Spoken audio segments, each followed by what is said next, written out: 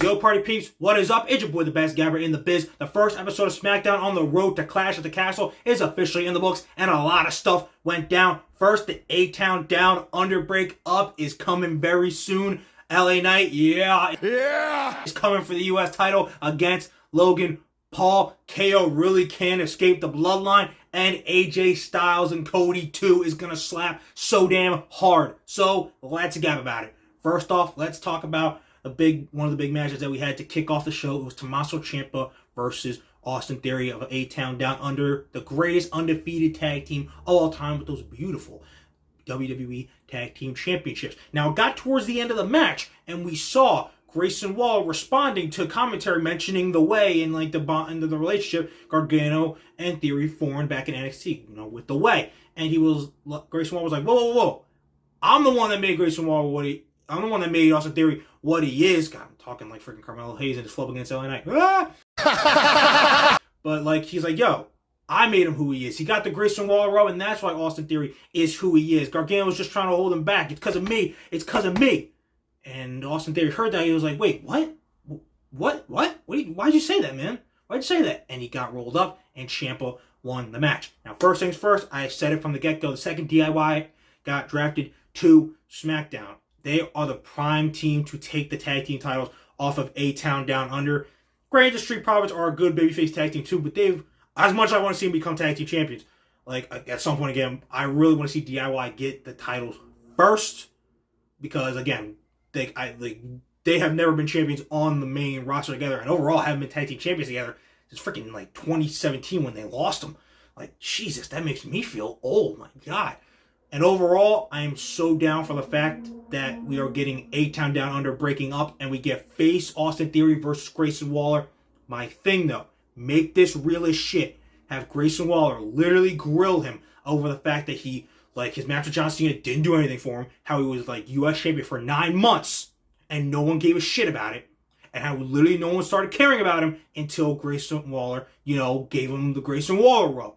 And see how Austin Theory has responded, and you'll see how much he has grown to when Cena grilled him over a year and a half ago. Overall, I think if done right, this feud will be good for great for both guys, especially Austin Theory. Waller, he's fine. I mean, he made Austin Theory more interesting, but for Theory, it's make or break, and this great feud could be what launches him into the potential great superstar. He literally has all the tools to be. So sign me up for this freaking feud, and also sign me up for DIY about to take the tag team titles off A-Town Down Under. I need it! Okay guys, speaking of groups, let's get into the Bloodline and their favorite dude to constantly have as their opposition, Kevin Owens. This dude has literally been feuding with the Bloodline for 4 years. It was the first inning when this dude was fighting Roman and Jay as the right-hand man in the freaking Thunderdome.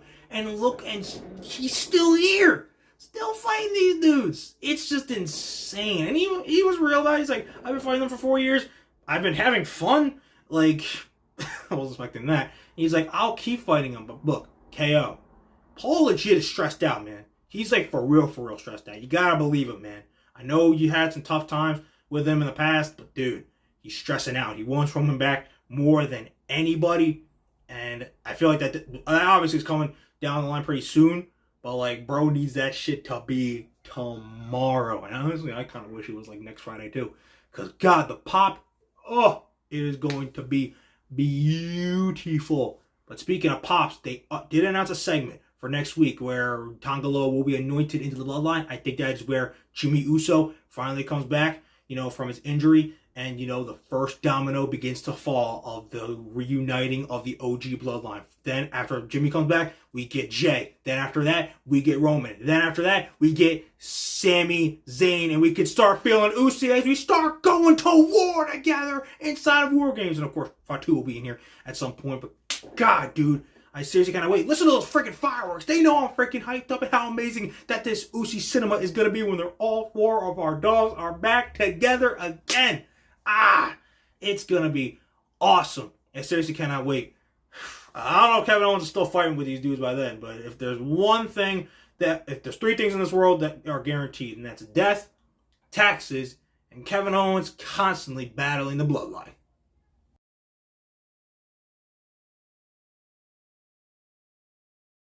Alright guys, talking about the Bloodline, let's talk about the megastar, LA Knight. Yeah! Bro is finally going for that United States Championship. He was looking for Logan Paul, but he ran into him, Carmelo Hayes, and kind of cooked him after a flub he made on the mic. But so it kind of makes me wonder, because I actually thought they were going to do LA Knight Carmelo for a while, like kind of like filler for LA Knight before he fights Logan Paul at the ideal place of SummerSlam.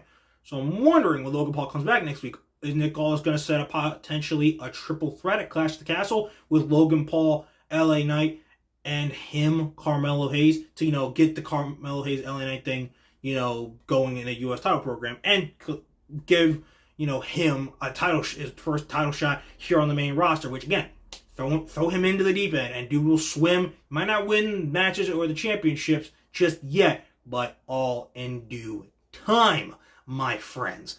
Overall, I love that LA Knight is finally going for the U.S. title, dude. We have been waiting for this for like over a year. It is time to strap this man to the rocket. Give him that U.S. title. It'll be the first step to someday becoming world champion.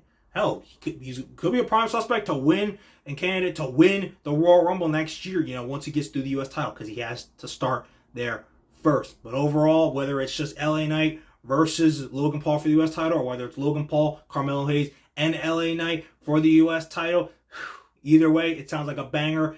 And no matter what, we know Logan is going to drop the U.S. title to LA Knight at some point. And that gives me a big fat with everybody saying, LA Knight, yeah. Yeah. Yeah. Yeah. Guys, tonight, after over 20 years, AJ Styles retired from pro wrestling. What? Psych!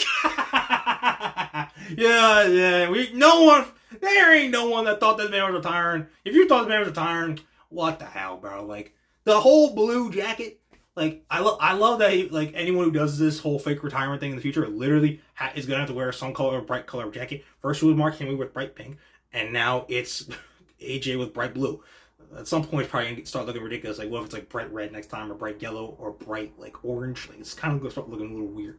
But, it is what it is. If it's Seth Rollins, he'll be able to pull that shit off, because look at the shit he already wears.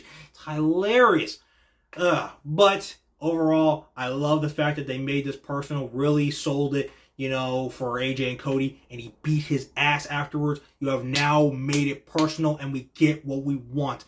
The rematch of one of the best matches of both AJ Styles and Cody Rhodes' careers from back at Backlash in beautiful crowd Lyon, France. We're going to run it back at Clash of the Castle, and I love the fact that they made it personal, because I think this will get some sort of stipulation. I think it gets like maybe 2 out of 3 falls, steel cage, last man standing, like street fight. I don't know, but overall, I am super psyched for this rematch. I really do hope it gets a stip. You gotta, like, it's personal. It's personal. He tugged at Cody's heartstrings. The American Nightmare's gotta want to look some freaking pain on this man. So overall, it is going to be kind of weird seeing Cody not in the main event, because that is going to be Drew and Priest, for the fact that it's Drew's home country, and, you know, Punk is going to screw Drew. That's a whole separate thing. If you don't get that, don't know what to tell you. But overall, I am super psyched for this match. Great way to continue the story of Cody AJ. I knew they had to run it back, and they ran a great story with AJ's fake retirement all the way to this, and I cannot wait for when they run it back at Clash of the Castle. But at the end of the day, the result will not be different. Cody Rhodes will be walking in and walking out still as the WWE Champion. Okay, you guys, that is SmackDown. We are done. Put it in the rearview mirror. We are done. Clash of the Castle is just a few weeks away. And then after that, Forbidden Door. 2 of the big matches already made. The ladder match for the vacant TNT Championship. It looks like Jack Perry and Konosuke Takeshita are 2 of the possibly, I think, they haven't full thing is announced yet, but I'm guessing 6 guys that'll compete for it. And the main event, Ospreay Swerve, champion versus champion for the World Championship. Holy freaking shit. It has me contemplating literally going, because that shit's in UBS Arena in Long Island, and I'm like 3 hours away. Yeah, it's crazy. But before we get there, we still got many things still to address on Raws and Dynamites and SmackDowns. This Monday, we'll see what more matches get possibly made for Clash of the Castle, like Zayn and Gable for the Intercontinental Championship. And we'll see how Drew McIntyre still can try to convince all you idiots of how he's actually winning at Clash of the Castle. And again, Punk is screwing him. God, these fireworks are crazy.